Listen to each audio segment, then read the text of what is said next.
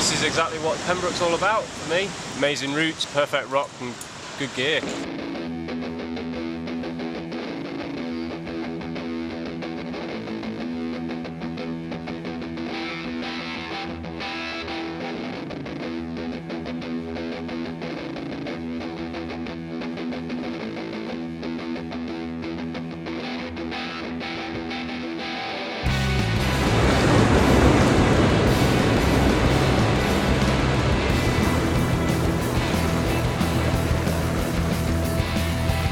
I love Gogarth. It is great, and it's more adventurous than Pembroke. I don't do loads of trad climbing nowadays. I used to do a lot more, but I do a lot more sport climbing. And Pembroke's a lot easier to get into trad climbing. You can come down here having not done that much for quite a while, and just get stuck in and get involved with whatever routes you want. Whereas Gogarth's, it's more adventurous, which means I feel like I need to be doing more trad climbing to get into it. We're at the top of St Govan's in Pembroke, sort of the classic place to be. The route that we're going down to do is called the Arrow. Follows a lovely crack line in a groove. Is this the classic Pembroke climb then? Is this like one of the... Yeah, this is one of the climbs to come and do in Pembroke for sure. It's probably one of the best E1s down here.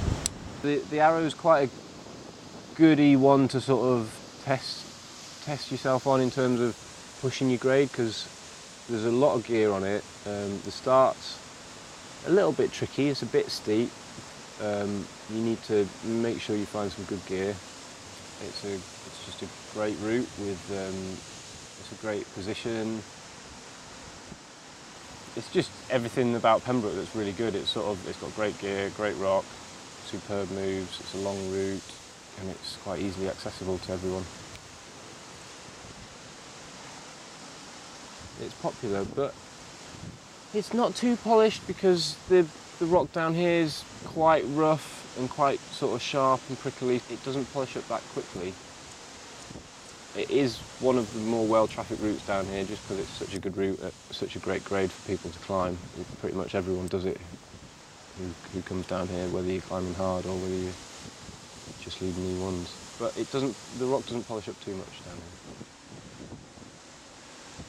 And then after that, it's just continuously interesting climbing, always well protected, a little bit of a thin bit at the top. Yeah, nothing too hard, but just quite sustained. So the second route we did was called Beast from the Undergrowth in Huntsman's Leap. What place to climb. Pretty cool. Huntsman's Leap's probably the most photographed area of Pembroke. Very recognisable. It's my favourite place to climb down here. The atmosphere down there is great. It looks like it's going to be really scary and intimidating, but it's not when you get down there. It's just really peaceful and calm, and it's great. And it's quite eerie down there, isn't it? It is quite eerie down there, yeah. I mean, you came down, didn't you, and had a look down there, and it's, yeah. I don't know what it is down there. I find it quite peaceful, and especially when the tide's out and you're just down there to climb. There's nothing else going on, and there's no tourists about, sort of there at the top, out the way. And it's quite surreal having the two walls so close to you and sort of climbing on one side with, you definitely feel the presence of the other wall behind you, which is quite cool. I quite like that. Beast from the Undergrowth is on the east wall, which is a little slabby. It's not too pumpy. Again, great gear. It's just great climbing, and it is a good E2 again to sort of have a go at. There's nothing too unobvious. There's nothing that's going to surprise any sort of aspiring E1 leader to put you off, or it's quite an easy, accessible one again.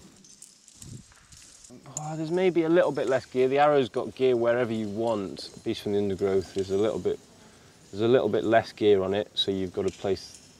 When you get to some good gear, you need to place it really. Whereas the Arrow, you need to climb past a lot of it because you'll run out of gear if you put it all in. The crux is definitely a little bit trickier than anything on the Arrow. It's sort of pulling through a bit of a bulge, which makes it feel a little bit steeper at that point. The rest of the route's quite slabby, but that bit's a little bit. You've got to pull a little bit. Yeah. grassy top out's a bit of respect. Make sure you get a bit of gear in before you do them, just in case. The great thing about Pembroke is it's like sport climbing, but on trad gear. You've just got so many good wire placements all over the place. It just feels like you're climbing on bolts. Pleasure Dome, a total must-do for anyone who's aspiring to climb harder in Pembroke.